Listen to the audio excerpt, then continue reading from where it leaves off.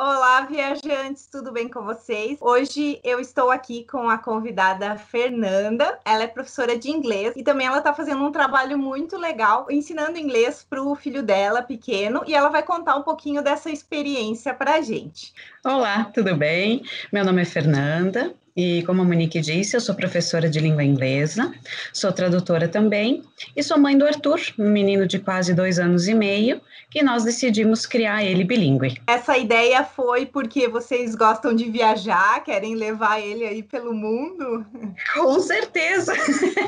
A gente adora viajar, né? Infelizmente, ano passado, em função dessa pandemia, não tivemos a chance, mas senão, todos os anos a gente descobre algum lugar novo, alguma coisa diferente para fazer. E o inglês é uma coisa que sempre nos proporcionou, na verdade, essas viagens, e sempre tivemos experiências muito boas através do inglês. Então, a gente quer ter um parceiro também para as viagens e a gente espera que ele possa também se comunicar, não só com nós, obviamente, porque, na verdade, o intuito é que ele possa se comunicar com o mundo. No ponto de vista de professora, como tu acha importante, desde pequena, as crianças aprenderem inglês? Que importância tu vê nisso? As crianças, elas aprendem inglês de uma maneira diferente do que os adultos, em função de que a criança ela é muito mais natural, muito mais aberta à linguagem, então ela acaba aprendendo a falar de uma maneira que não passa por estudos, que não passa por livros, que não passa por gramática, né? Ela passa simplesmente a falar como se ela estivesse falando, aprendendo a língua materna dela. Então, assim como a gente aprende de criança a falar, porque a gente fica ouvindo pai e mãe falar, ou as outras pessoas falarem,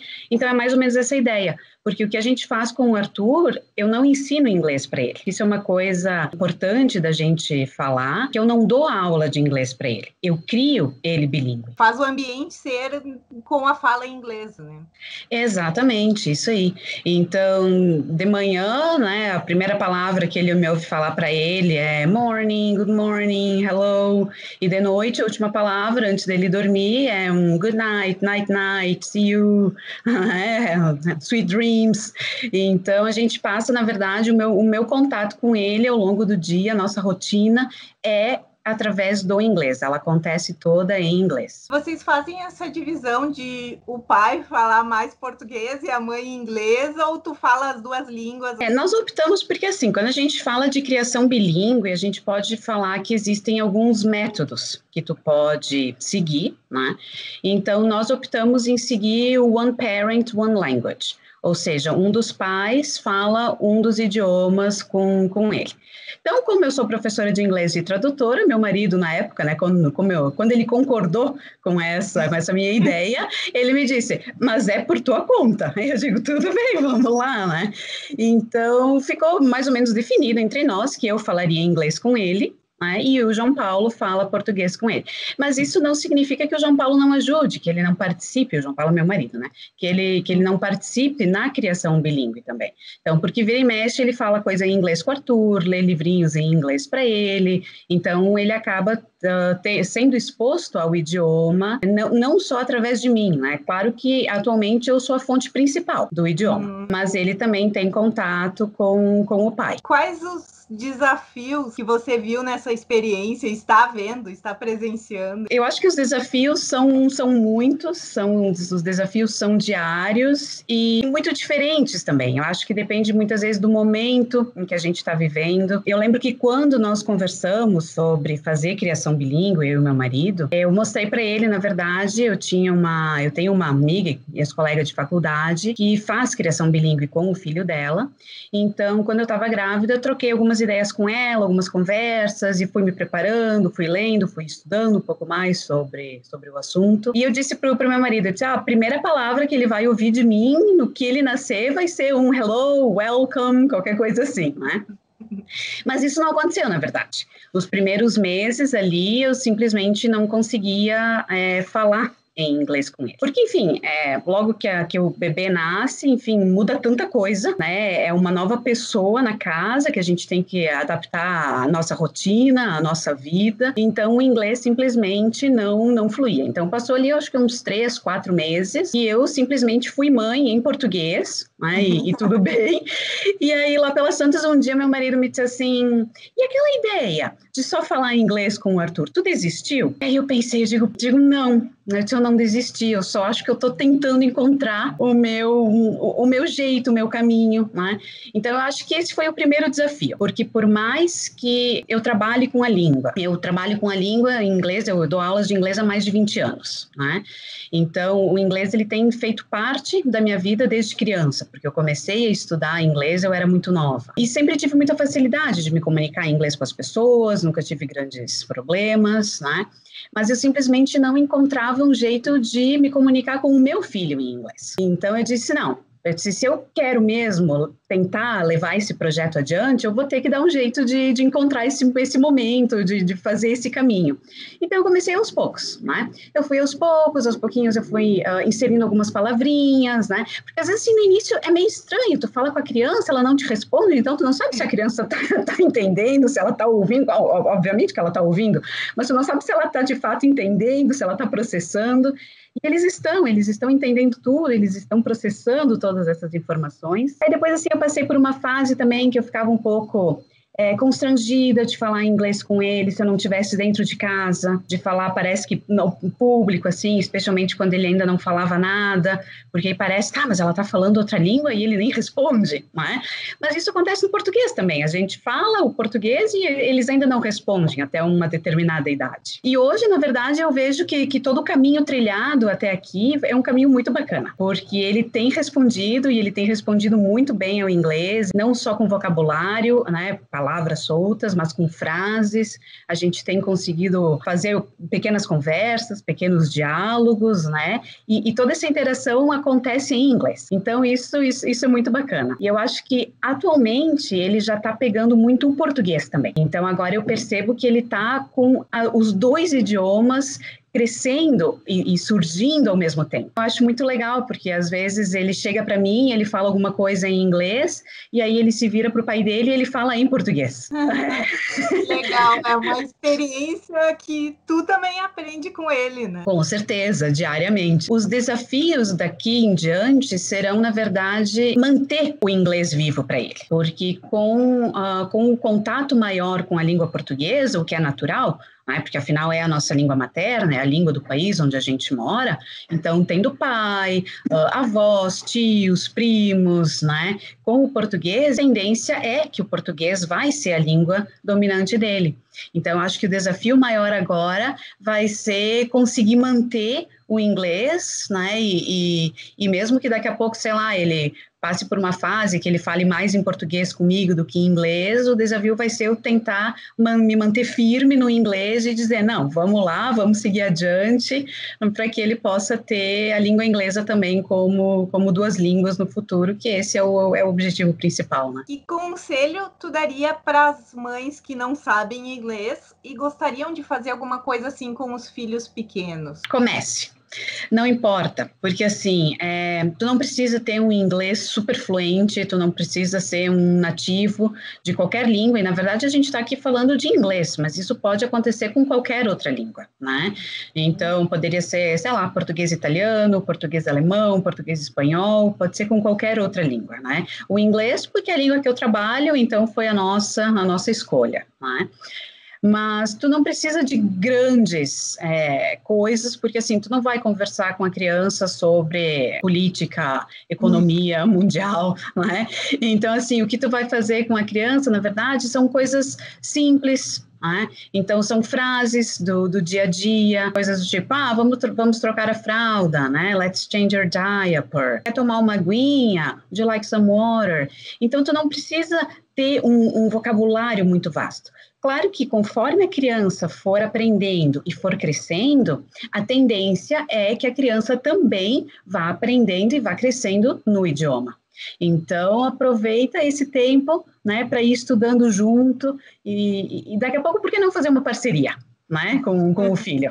Então, a mãe ou o pai ou os dois podem ir estudando, podem ir aprimorando seu inglês ao mesmo tempo que vão ensinando para a criança, porque a gente aprende muito ao ensinar. Mas o básico assim mas eu não sei falar, sei lá, fralda, mamadeira, bico. Eu também não sabia, porque quando eu dou aula, eu não ensino os meus alunos a falar fralda, mamadeira, bico, babiro.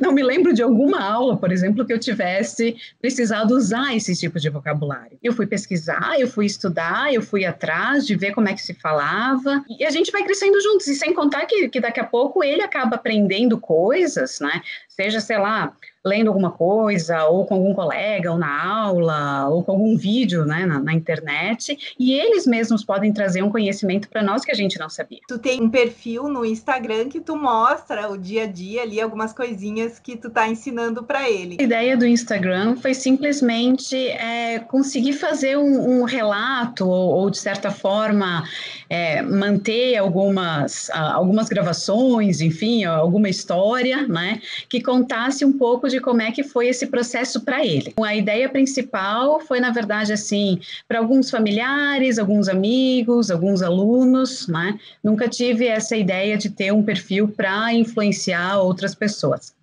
Porém, eu posso te dizer que ao longo desses 2 anos e meio, vamos assim dizer, eu já consegui influenciar, sim, algumas pessoas. Né?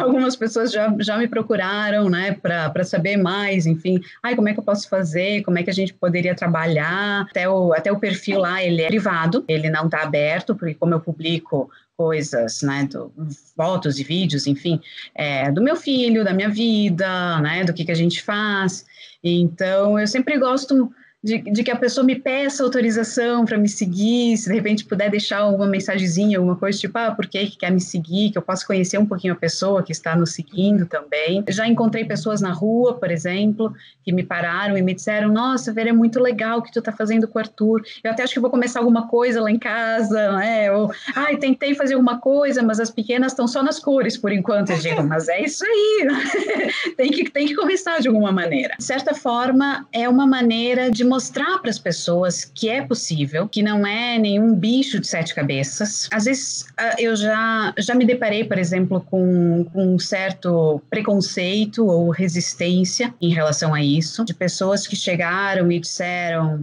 mas coitadinho, tendo aula já tão cedo, mas deixa para dar aula mais adiante. Mas não é essa a questão, né? Eu não estou dando aula. Então, por isso que eu gosto de frisar. E também assim, né, Monique? Se tu tem conhecimento da língua, mas tu não te sente segura em fazer uma criação bilíngue, em passar a rotina, o teu dia inteiro, falando em inglês com a criança, tudo bem. Como eu falei antes, existem alguns métodos que a gente pode utilizar para introduzir o inglês na vida da criança. Então, se tu tem uma criança, por exemplo, que já fala, que já tem conhecimento do português, tu pode destinar, sei lá, 1 hora por dia, meia hora por dia, diariamente, para fazer uma brincadeira em inglês, ou tu pode daqui a pouco combinar com a criança e dizer, hoje o café da manhã vai ser todo em inglês, então vamos ver o que a gente vai comer no café da manhã, ou no almoço, ou na janta, enfim, né? E aí, tu pode ir um pouco além só das palavrinhas, né? Ao invés de só falar coffee, milk, bread, tu pode ir além, tu pode dizer, né? Let's have coffee. Oh, I like coffee and milk. My coffee is very hot. E são coisas simples, mas que tu acaba já dando oportunidade para a criança ter o contato com o idioma. E se tu tem vontade de sentar com o teu filho e dar aula para ele, por que não? Não é? Então, assim, eu, na verdade, eu sou super a favor de aprender tudo e qualquer idioma. Eu acho que quanto mais, se a gente pudesse, e tem pessoas que são poliglotas, enfim, que falam 7, 8, 10, 12 línguas, né? E, então, assim, eu acho que tu aprende muito, aprende cultura, né? Tu aprende a olhar, às vezes, o mundo com outros olhos, de outra maneira, tu acaba tendo um pouco mais de, talvez, respeito e consideração com pessoas que falam outras línguas. A gente ter contato com idiomas é importante, porque faz a gente abrir um pouco a cabeça para essa questão de escultura, de sotaque, da maneira como as pessoas falam, de identidade, porque cada pessoa é única, cada língua é única, e mesmo a língua que a gente fala, ela é única. Nossa pessoa, porque o meu jeito de falar português é diferente do teu, mas assim mesmo é português, e vai ser diferente de qualquer outra pessoa que fale português em qualquer lugar do Brasil, em qualquer lugar do mundo. E isso acontece com o inglês também ou qualquer outra língua. Essa é uma das maiores coisas que o estudo de idiomas e as viagens também proporcionam, que é esse conhecimento de culturas e de tantas pessoas e histórias diferentes. Com certeza. Isso amplia o nosso conhecimento, amplia os nossos nossos horizontes, né? E a gente acaba vendo o mundo de outra forma também. Se alguém quiser te contatar, fazer aula contigo. Se tem algum pai, alguma mãe que gostaria, né, de alguma dica, de alguma ajuda para, de repente, ou ensinar inglês para o seu filho, ou para começar uma criação bilíngue em casa, pode contar comigo. O que eu puder ajudar, com certeza eu vou ajudar. Se eu não souber ajudar, conheço pessoas que podem ajudar, então talvez a gente ali consiga criar ou ter mais crianças bilíngues também, não é? Em relação às aulas, no momento eu trabalho com adultos, né, só com aulas particulares, e dou aula aqui na região, sim, presencial, mas também estamos dando aula online. As aulas são ao vivo, não são aulas gravadas, não são vídeos, é como se a pessoa tivesse presencial mesmo em sala de aula. Obrigado pela essa conversa, Fernanda, foi muito legal saber, então, um pouquinho dessa tua experiência. Agradeço, Monique, a oportunidade, agradeço pelo convite, fiquei bem feliz. Eu acho que é muito bacana eu poder ter a chance de compartilhar um pouquinho, né, do que eu tenho feito com o Arthur, de compartilhar um pouquinho essa minha experiência e, de repente, até de levar essa mensagem para outras pessoas de que sim, é possível. Tu falava que é uma coisa nova e, de fato, é uma coisa muito nova aqui no Brasil, quando a gente fala em criação bilíngue, né? Outros países já têm, de repente, um histórico um pouco mais para frente de idiomas, né, de línguas. Então, sim, é uma coisa mais recente aqui no Brasil, mas que tá acessível, é possível para que cada um possa fazer a sua própria criação bilíngue em casa. Não existe regra, não existe método fixo, não existe a melhor opção, a melhor escolha, a melhor opção, a melhor escolha é aquela que serve para cada família. Essa eu acho que é a dica, a mensagem que eu quero deixar. O importante é começar, né? O importante é começar, isso aí. No meio do caminho a gente vai ajeitando as coisas. Obrigada, pessoal, por assistirem o vídeo e até a próxima semana. Tchau, tchau, até.